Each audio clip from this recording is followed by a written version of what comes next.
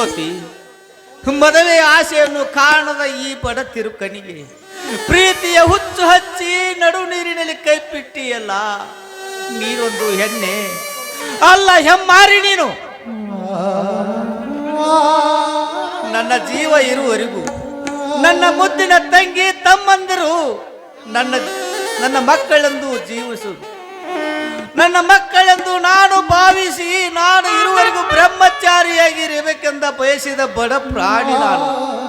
ಆದರೆ ವಿಧಿ ನನ್ನ ಸುತ್ತಲೇ ಸುತ್ತುತ್ತದೆ, ಸುಳಿಯಿಂದ ಹೊರಗೆ ಬಾರದಂತೆ ತಡೆಯಲು ಜ್ಯೋತಿ ನೀನು ಮಾಡಿತು ನಾಟಕವೋ ಅಥವಾ ನಿನ್ನ ಸಾಕಿದ ವಿಷಸರ್ಪ ಶ್ರೀಮಂತರ ಕೆಲಸವು ನನಗೊಂದು ತಿಳಿಯೋದಾಗಿದೆ ಜ್ಯೋತಿ, ನನಗೆ ಒಂದು ತಿಳಿಯೋದಾಗಿದೆ. ಆದರೆ ನನ್ನ ತಮ್ಮ ಕೈ ಹಿಡಿದಿರುವ ನೀನು ನಮ್ಮ ಮನೆಯ ಜ್ಯೋತಿ ಆರದಂತೆ ನೋಡಿಕೊಳ್ಳುವ ಭಾರ ನಿನ್ನದು ಜ್ಯೋತಿ, ನಿನ್ನದು.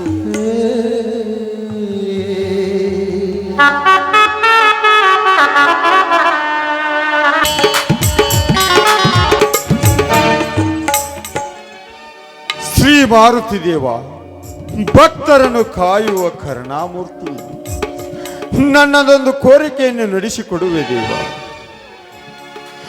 ಹಣೆಯಲ್ಲಿ ಉಪ್ಪು ಬೆರೆತಿರುವ ವಿಶ್ವಾಜ್ಞರ ಕಂಡ್ರೆ ನನ್ನ ರಕ್ತ ಕುದಿಯುತ್ತದೆ. ಆದರೆ ಏನು ಮಾಡಲಿ, ನನ್ನನ ಮಾತು ಮೀರಿದುವೆ, ನಾನು ಏನು ಮಾಡುವಂತಿಲ್ಲ. ಹುಟ್ಟಿನಿಂದಲೂ ಇಲ್ಲಿವರೆಗೂ ಕಷ್ಟಗಳ ಮಡುವಿನಲ್ಲಿ ಬಿದ್ದು ನೊಂದಿರುವ ನನ್ನನ ಕಷ್ಟಕ್ಕೆ ಕೊನೆ ಮಾಡು. ಮದುಗೆ ನೌಕರಿ ಸಿಗುವಂತೆ ಕರುಣಿಸು.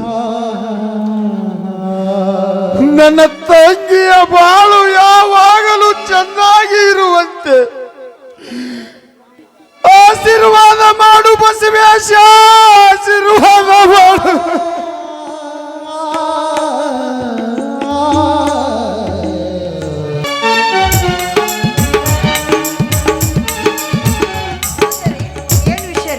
ಏನ್ ಮಾಡ್ತಾ ಇದ್ದೇವೆ? ಬೇಗ ಬಾರಿ. ಬಂದಿರಿ, ಯಾಕ್ರಿ ಕರೆದ್ರಿ? ನನ್ನ ಬಾಳು ಬೆಳಗಿದೆ ನಿನಗೆ ನನ್ನ ಅಮೃತ ಹಸ್ತದಿಂದ ಏನಾದರೂ ಉಳಿದರೆ ಕೊಡ್ಬೇಕಲ್ಲ ರೀ. ನೀವೇ ನನ್ನ ಪಾಲಿನ ದೇವರು ಕೊಟ್ಟವರ. ಹೀಗಿರುವಾಗ ಮಧ್ಯಾವ ಕಾಣಿಕೆ ಕೊಡ್ತೀರಿ ನನಗೆ? ಯಾವ ಹುಡುಗರಿನೂ ಬೇಡ ಸ್ವಾಮಿ, ಬೇಡ. ಹಾಗಂದರೆ ಹೇಗೆ ಚಿನ್ನ? ಪ್ರೀತಿಯ ಪತಿ ಕಿರುಗಾಣಿಕೆ ಬೇಡ ಅನ್ನಬೇಡ, ನನ್ನ ನಿನ್ನ ಸವಿ ನೆನಪಿಗೆ ಈ ಉಂಗುರ. ಅರೇ, ಇದು ಬರೀ ಉಂಗುರ ಅಲ್ಲ ರೀ, ನನ್ನ ಪಾಲಿಗೆ ನೀವು ಕೊಟ್ಟು ಹೊರ ಇದ್ದಂತೆ. ಈ ಉಂಗುರಕ್ಕೆ ಬೆಲೆ ಕಟ್ಟಬಹುದು, ಆದರೆ ನಮ್ಮ ಪ್ರೀತಿಗೆ ಬೆಲೆ ಕಟ್ಟೋದು ಸಾಧ್ಯವಿಲ್ಲ ರೀ, ಸಾಧ್ಯ ಇಲ್ಲ. ಸರಿ, ಒಳ ಕಡೆ ಸೇರಿದೆ, ನಾನು ಹೋಗ್ತೀನಿ. ತಡೆ ಲಕ್ಷ್ಮಿ,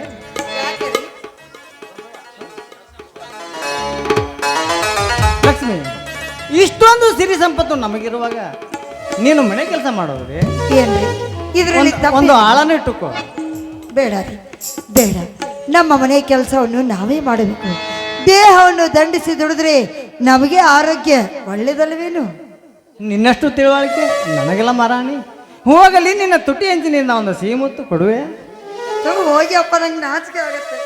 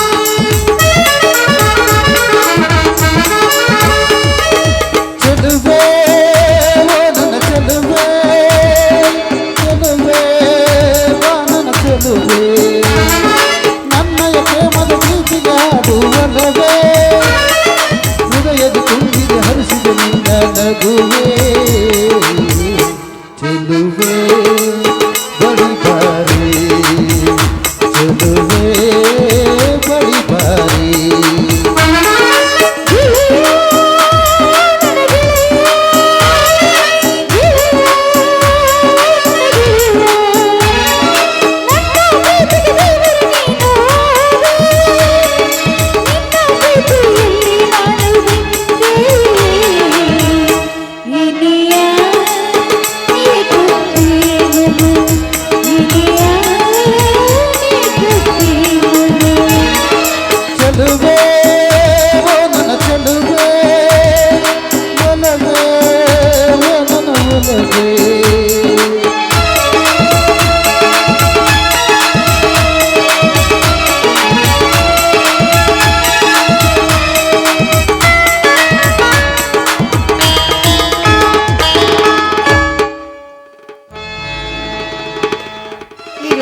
ಸಮಾಧಾನ ಆಯ್ತಲ್ಲ ರಾಯರಿಗೆ? ಸರಿ, ನೀವಿನ್ನು ಹೋಗಿ ಬನ್ನಿ. ಒಳಗಡೆ ನನ್ನ ಕೆಲಸ ಇದೆ, ನನ್ನ ಕೆಲಸ ಮಾಡಬೇಕು.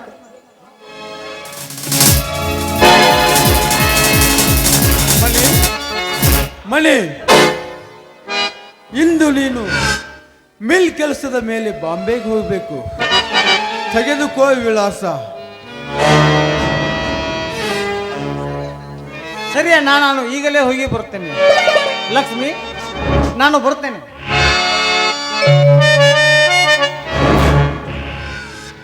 ಹೇ ಲಕ್ಷ್ಮಿ, ಬಿಚ್ಚು ಸುಮ್ಮನೆ ಏನು ಮುಖ ನೋಡುತ್ತಿರುವೆ? ಇದು ಅಂತ್ಯವಲ್ಲ, ಆರಂಭ. Just for change.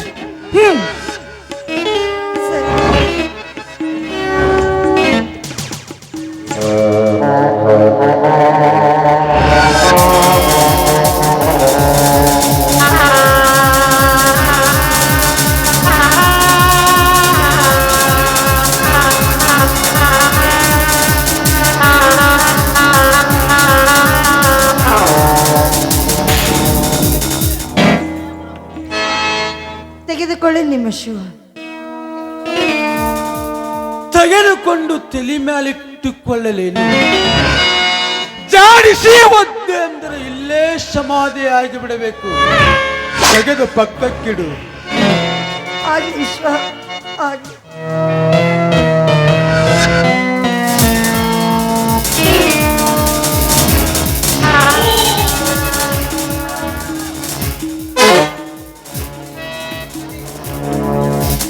ಲಕ್ಷ್ಮಿ, ನೀನು ಈಗಿಂದೀಗಲೇ ತವರಿಗೆ ಹೋಗಿ ಬರಬೇಕಾಗಿರುವ 50,000 ವರದಕ್ಷಿಣೆ ಹಣ ತೆಗೆದುಕೊಂಡು ಬಾ. ಇದೇ ವಿಶ್ವ, ಇದಕ್ಕಿದ್ದಂತೆ ಹಣ ತೆಗೆದುಕೊಂಡು ಬಾ ಅಂದ್ರೆ ನಾವು ಇಲ್ಲಿಂದ ತಂದು ಕೊಡೋದು. ಸ್ವಲ್ಪ ಕಾಲಾವಕಾಶ ಮಾಡಿಕೊಡಿ.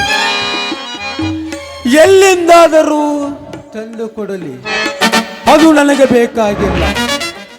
ಹೋಗಿ ತವರಿಗೆ ಹಣ ತರಬೇಕು ಅಷ್ಟೇ. ಹಾಗನ್ಬೇಡ ವಿಶ್ವ, ಹಾಗನ್ಬೇಡಿ.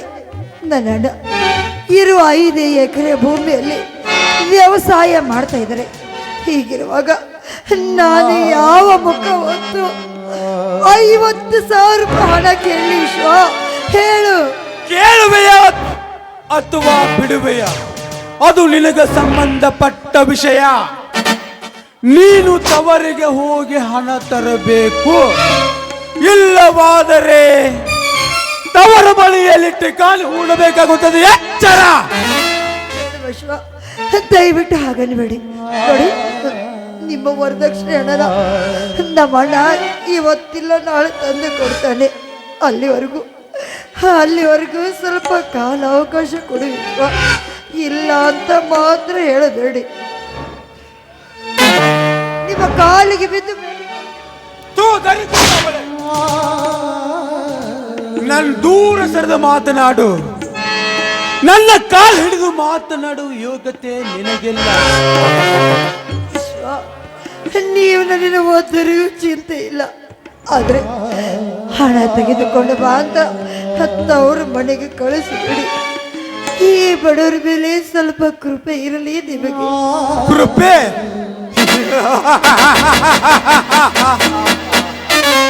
ಲಕ್ಷ್ಮಿ, ಎಂದು ನನ್ನ ಪ್ರೀತಿಯನ್ನು ಧಿಕ್ಕರಿಸಿ ಅವಮಾನ ಮಾಡಿ ನನ್ನ ತಮ್ಮನ ಕೈಯಿಂದ ತಾಳಿ ಕಟ್ಟಿಸಿಕೊಂಡಿಯೋ, ಅಂದೇ ನಿನ್ನ ಮೇಲಿನ ಪ್ರೀತಿ ಮಾಯವಾಗಿ ದ್ವೇಷ ಮೂಡಿತು. ಲಕ್ಷ್ಮಿ, ನಾನು ಮಿಡಿ ನಾಗರ ಜಾತಿಯ ಗಂಡು.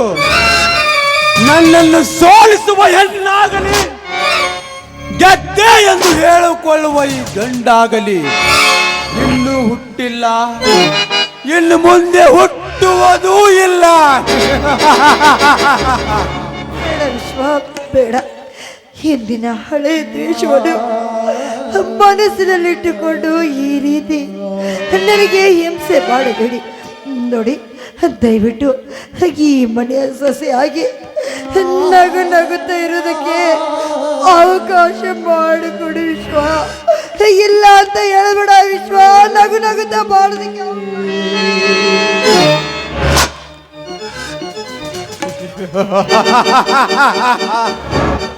ನಗು ಅದು ನಿನಗೆ.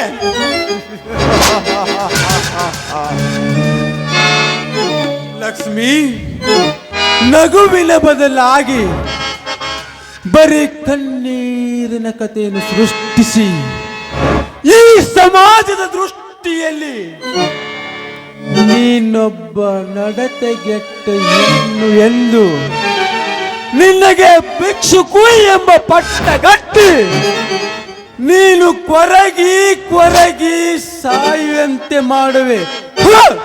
ಮೊದಲ ಮನೆ ತೊಡಗು. ದಯವಿಟ್ಟು ಇಷ್ಟೊಂದು ಕಟಕರಾಗಬೇಡಿ ವಿಶ್ವ. ನನ್ನ ನಿಮಗೆ ಅಕ್ಕನೋ ತಂಗಿನೋ ಇದ್ದಿದ್ರೆ ಈ ರೀತಿ ಮಾಡ್ತಿದ್ರಾ?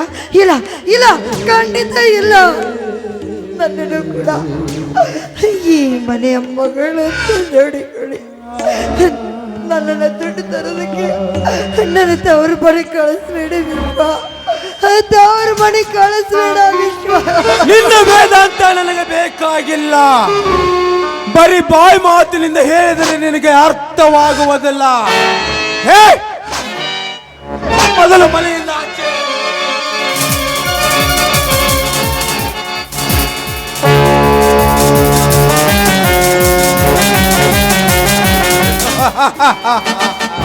ಶ್ವೇಡಿನ ಜಾಲೆ ತಾನಾಗೆ ತಾನು ಕಾಲ ಚಕ್ರದಂತೆ ತಿರುಗುತ್ತಿರುವುದು ಈಗ ಲಕ್ಷ್ಮಿಯ ತವರ ಮನೆಗೆ ಕಳಿಸಿದಂತಾಯಿತು.